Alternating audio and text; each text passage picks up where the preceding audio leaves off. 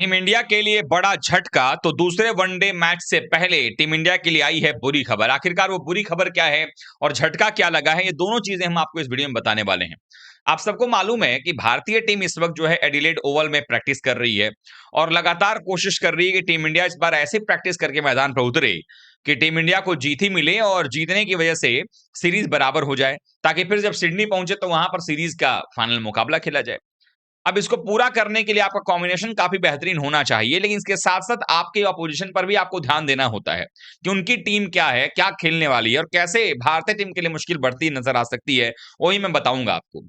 Team India वैसे practice तो कर रही है, प्रैक्टिस में भी सारे खिलाड़ी एक दूसरे के साथ बड़े शानदार एक कॉम्बिनेशन में नजर आ रहे हैं। जो आपस में बातचीत है, बड़ा कूल काम जो है वो एक तरीके से माहौल नजर आ रहा है। सारे खिलाड़ी हंसते मुस्कुराते प्रैक्टिस कर रहे हैं, मानो जैसे कुछ हुआ ही नहीं है। लेकिन भारतीय क्रिकेट फैंस ये जानना चाहते हैं कि टीम इंडिया क्या कुछ करने वाली है, क्या कुछ अच्छा होने वाला है टीम इंडिया के लिए या नहीं होने वाला है। ऐसे में अब भारतीय क्रिकेट फैंस के लिए ना दो झटके निकल के सामने आए हैं। सबसे पहला झटका तो यह है कि जो खबर आ रही है निकल करके उसके मुताबिक जो प्रैक्टिस का दूसरा दिन था, जब एडिलेड ने टीम पहुंची उसका जो प्रैक्टिस की है, उसमें कुलदीप यादव को उतना रोल नहीं दिया गया जितना कि गेंदबाजी में देना चाहिए, ऐसा माना जा रहा है। ऐसी खबरें निकल के सामने आ रही हैं। बाकी तो जब मैच शुरू होगा तो पता चल जाएगा। तो इससे एक सवाल उठ रहा है, क्या भारतीय क्रिकेट टीम के कोच गौतम गंभीर और कप्तान शुभमन गिल ने यह तय किया हुआ है कि इस बार भी दूसरे वनडे में कोई परिवर्तन नहीं किया जाएगा टीम में? क्या कोई बिना बदलाव किए हुए टीम इंडिया जो है अपने आप को इस मुकाबले में जीतने के लिए उतारना चाहती है? क्योंकि अगर आप बदलाव करना चाहते हैं तो सबसे बड़ा बदलाव जो है वो ये है कि कुलदीप यादव आए। क्योंकि आपकी तरफ अगर आप देखेंगे तो एक तो ये झटका आपको टीम इंडिया के लिए बुरी खबर तो है कि और टीम इंडिया के फैंस के लिए, लेकिन उससे ज्यादा बुरी खबर मैं आगे आपको बताने वाला हूं कि जो इस वक्त झटका भारत को लगने वाला है, जो दूसरे वनडे से पहले एक आफत की तरफ भारतीय टीम पर आ चुका है, वो मैं आपको बताने वाला हूं। लेकिन पहले बात कुलदीप यादव की। कुलदीप यादव वो गेंदबाज हैं जो भारतीय टीम के लिए जब भी मौका बनता है, चाहे वो दुनिया का कोई विकेट उनको दे दीजिए, चाहे वो कोई भी कंट्री हो, आप हर जगह देखेंगे कि कुलदीप यादव जब भी टीम को नीड होती है, कभी-कभी ऐसा होता होगा, रेयरेस्ट ऑफ रेयर आप कह लीजिए, जहां पर आप कहेंगे कि कुलदीप यादव ने कुछ अच्छा परफॉर्मेंस नहीं किया या विकेट लिस्ट चले गए कुलदीप यादव या बहुत ज्यादा महंगे साबित हो गए। नहीं तो आपने कुलदीप यादव को हमेशा देखा होगा अच्छी गेंदबाजी करते हुए। तो टीम को जो बदलाव की स्थिति से गुजरना है, जो टीम बदलनी चाहिए टीम इंडिया की, उसको लेकर के अगर देखें तो उसमें जो समझ में आ रहा है वो ये कि अगर कुलदीप यादव को आप टीम में नहीं लेंगे तो भारतीय टीम के लिए मुश्किलें और खड़ी हो सकती हैं। हालांकि मैनेजमेंट को ये लग रहा है कि हम अपने पेस बॉलिंग अटैक से समझौता कैसे करें और आपको बल्लेबाजी से भी समझौता नहीं करना चाह रहे हैं। तो ऐसे में ये अक्सर वॉशिंगटन को लेकर के जाना तो चाहते हैं, लेकिन पेस अटैक में कोई कमी नहीं रखना चाहते हैं, क्योंकि एडिलेड ओवल का भी जो मौसम है उसमें बताया जा रहा है कि दिन भर क्लाउड रहेगा और 20% तक बारिश की संभावना भी है वहां पे, यानी कि बादल छाए रहेंगे। हालांकि अगर बताऊं आपको कि ओवल में अभी मौसम उतना बेहतर उतना खराब नहीं हुआ है, यानी कि अगर आप देखें तो पर्थ से बेहतर ही है। लेकिन पर्थ के मुकाबले जैसा ही अगर आप देखें तो यहां पर भी बाउंस होता है, कैरी होता है, गेंदबाजों को मदद मिलती है। लेकिन उतना ही ये सच ये भी है कि भारत के जो आंकड़े हैं इस मैदान पर, जो 15 मुकाबले वनडे में भारत ने खेले हैं एडिलेड, उसमें 9 मुकाबले भारत जीता है, 5 मुकाबले हारे हैं और एक मैच का कोई रिजल्ट नहीं आया है। तो ऐसे में टीम इंडिया के लिए मैदान तो बेहतर रहा है, लेकिन कॉम्बिनेशन अगर बेहतर नहीं होगा तो अब ऑस्ट्रेलिया से नहीं जीतेंगे। अब आ जाते हैं उस बात पर कि सबसे बड़ा झटका क्या टीम इंडिया को लग गया है।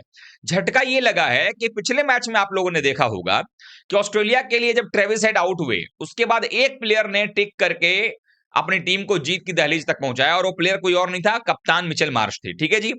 अब जो ये मुकाबला, उस मुकाबले में अगर आप देखें तो पाएंगे कि उसके बाद उनकी जो बैटिंग लाइनअप है थोड़ी सी इनएक्सपीरियंस्ड है, क्योंकि स्मिथ वनडे नहीं खेलते हैं, ग्लेन मैक्सवेल ने ऑलरेडी रिटायरमेंट ले लिया हुआ है, बीच से एलेक्स कैरी जो है वो शेफील्ड शील्ड खेल रहे थे, जॉश इंग्लिश रिकवर नहीं हो पाए थे, एडम जैम्पा थे नहीं उस टीम के अंदर में, लेकिन बल्लेबाजी भी इनएक्सपीरियंस लग रही है। मानस लबुशेन को बुलाया गया था लेकिन खिलाया नहीं गया था, और ऐसे में वो एक बहुत ही वीक मिडिल ऑर्डर नजर आ रही थी। यानी कि अगर आप मिचेल मार्श को आउट कर लेते, अगर कप्तानी में चूक ना हुई होती और अर्शदीप सिंह जो है गेंदबाजी करते रहते, क्या मालूम अगर मिचेल मार्श आउट होते तो शायद आप मैच जीत जाते। हालांकि डीएलएस का भी उसमें योगदान था कि आपके रन भी कम कर दिए गए, जो कि बढ़ाना चाहिए था।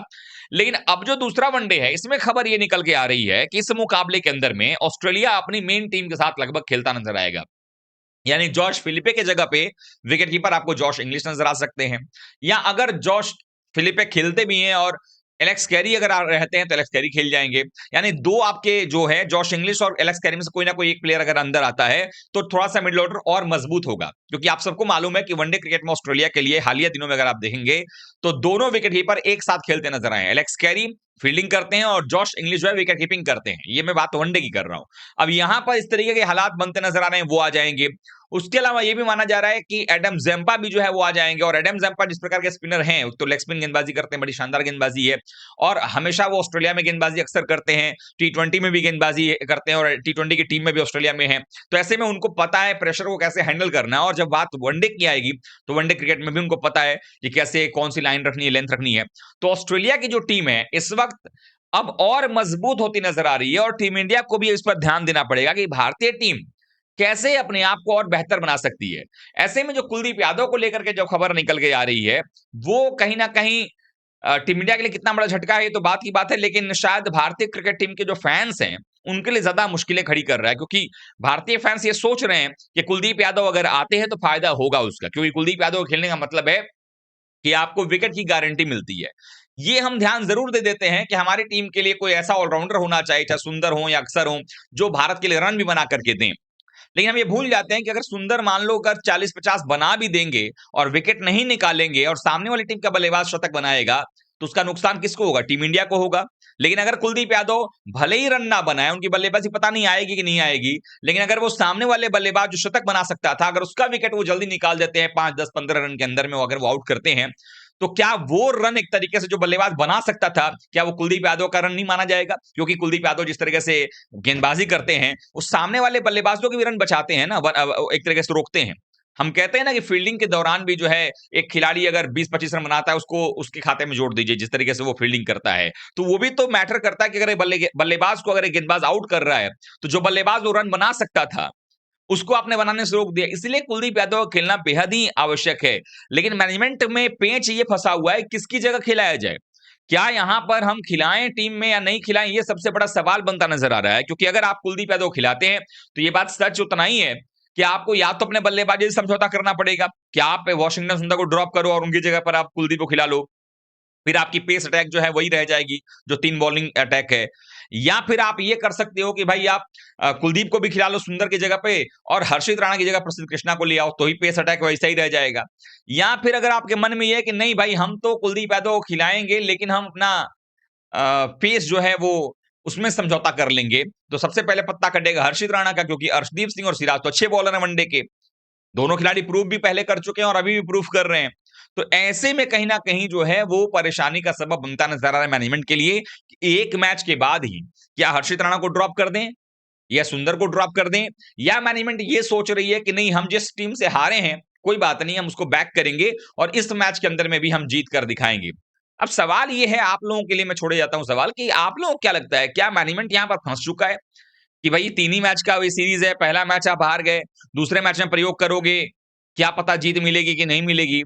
या आपको लगता है कि चाहे जो होगा, अच्छी बात है कि आपको बेहतर प्लेइंग 11 खिलाना चाहिए, और बेहतर प्लेइंग 11 भारत का अगर वनडे का आप बनाएँगे या टेस्ट का ही बनाएँगे या टी20 का बनाएँगे, मेरी अपनी जो नॉलेज कहती है वो ये है कि तीनों ही फॉर्मेट में, दुनिया का कोई पिच हो, कोई कंडीशन हो, तीनों फॉर्मेट में अगर एक आपका एक स्पिनर जो फिट बैठता है, वो है कुलदीप यादव। आप क्या सोचते हैं? अपनी राय दीजिएगा। वीडियो देखने के लिए आपका धन्यवाद। Thank you so much.